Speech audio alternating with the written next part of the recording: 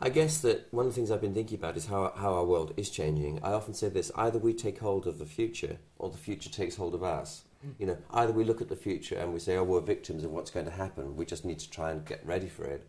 Or we say, actually, we've got decisions, we've got choices, we can shape the world in which we live, which of course is a very strong value for those who have a Christian faith, that the idea that we are responsible for our destiny, that we shape it, and that there are consequences to the things that we do, both positive and perhaps negative. And what exactly is a futurist? Why should people listen to the predictions of people in your field? I have no idea, really. I think that we're all futurists, let's be clear about that. Everyone who's watching this programme is a futurist. You know, those of us who have children, we think about their futures. They have more than one future. It depends on the choices which they and we make and what circumstances happen. And we wonder about what government will be in power, maybe next year. And we think about the rate of inflation, or what's going to happen to house prices, or whether we'll be able to book a holiday in time, or whether we'll be too late. We all think about the future. We are programmed genetically to do that.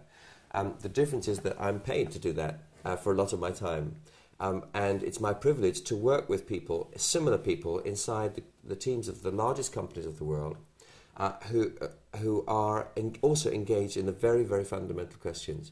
You know, it might be, for a telephone company, you know, is video technology going to take off? Or are people actually going to send video clips to each other? Or a TV company, you know, how are people actually going to watch TV? Are they going to watch the adverts anymore when we can just clip and resume through them online?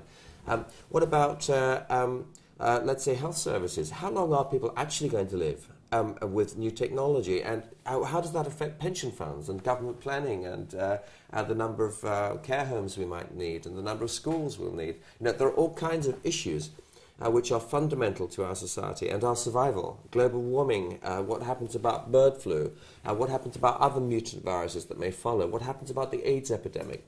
And in fact, it was the AIDS epidemic that first led me into futuring through my work as a physician, which is my first training.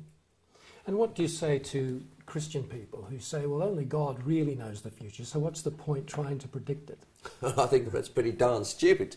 If you say to my son, well, only God knows the answer of your exam grades in the future, so there's no point in doing any work.